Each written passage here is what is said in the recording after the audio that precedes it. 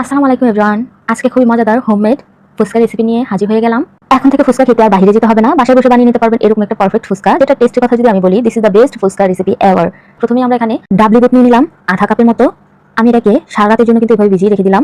পরদিন সকালে দেখেন আমি এটাকে ভালো করে ধুয়ে একটা হাঁড়ির মধ্যে নিয়ে নিলাম। পর্যাপ্ত পরিমাণে পানি দিয়ে লবণ দিয়ে দিলাম আধা চা চামচের মতো। আর এটা যাতে খুব ইজিলি কয়েক মিনিটেই সিদ্ধ হয়ে যেতে পারে, তার জন্য এখানে আমি খাবার সোডা ইউজ করেছি আধা চা চামচের মতো। এখন এটাকে আমি সিদ্ধ করার জন্য রেখে দিব। এদিকে দেখুন, এর ফাঁকে আমি ফুচকার জন্য যে টকটা তৈরি করবো তার জন্য তেঁতুলটাকে আগে থেকেই গরম পানির মধ্যে ভিজিয়ে রাখতেছি, যাতে করে পরবর্তীতে এটাকে আমার ম্যাশ করতে সুবিধা হয়।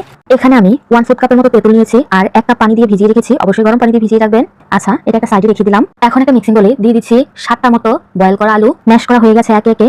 এখন আগে থেকে যে ডাবলি বুটগুলো সিদ্ধ করে রেখেছিলাম এগুলো কিন্তু এখন অনেকটাই ঠান্ডা হয়ে গেছে, এগুলো আমি অ্যাড করে দিতেছি। সাথে দিলাম 2 টেবিল চামচ ধনেপাতা, স্বাদ অনুযায়ী পেঁয়াজ কুচি দিয়ে দিবেন, আর শুকনো মরিচের গুঁড়া দিয়ে দিবেন 1 টেবিল চামচ, কাঁচামরিচ দিয়ে দিবেন 1 চা চামচ, বিট লবণ দিয়ে দিবেন আধা চা চামচ, আর রেগুলার খাওয়ার লবণ দিয়ে দিবেন 1 চা চামচ, চাট মশলা দিয়ে দিবেন 1 টেবিল চামচ, জিরা গুঁড়া দিয়ে দিবেন 1 চা চামচ। ব্যাস, এখানে আর কিচ্ছু লাগবে না। আচ্ছা, এখন ভালো করে এগুলোকে একটু ম্যাশ করে নিতে হবে। এই যে দেখুন, অনেক সুন্দর করে কিন্তু আমি ম্যাশ করে নিয়েছি। এটা একটা সাইডে রেখে দিচ্ছি। এদিকে দেখুন, আমার টকটা কিন্তু অনেকক্ষণ ভিজিয়ে রাখার কারণে অনেকটাই সফট হয়ে গেছে। এগুলোকে আমি একটু বিচিগুলো আলাদা করে নিচ্ছি, আর আপনারা একটু মুখে নিলেই দেখবেন বিচিগুলো আলাদা হয়ে গেছে। আর পিওর একটা রস কিন্তু আমি পেয়ে গেলাম।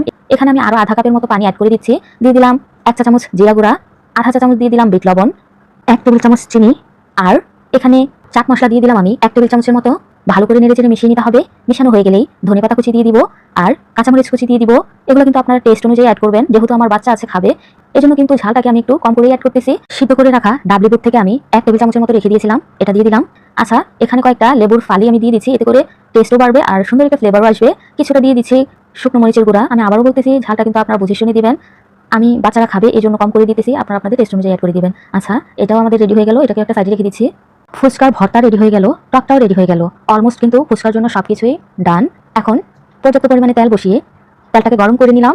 আর আমি রেডিমেড ফুচকাগুলা বাজার থেকে কিনে নিয়ে এসেছিলাম, ওইগুলাই দেখুন তেলের মধ্যে ছাড়ার সাথে সাথে কিরকম বেলুনের মতো ফুলে উঠতেছে। আমি ফুচকাটাকে একটু মাছ বরাবর ভেঙে নিব। আর এগুলো কতটা ক্রিস্পি হয়েছে নিশ্চয়ই খেয়াল করেছেন। অল্প আছে ভাজবেন, ইনশাল্লাহ আপনাদের ফুচকাগুলো কিন্তু পারফেক্ট হবে। এখন দেখেন, আলুর পুর আমি ভরে নিলাম আমার প্রয়োজন অনুযায়ী।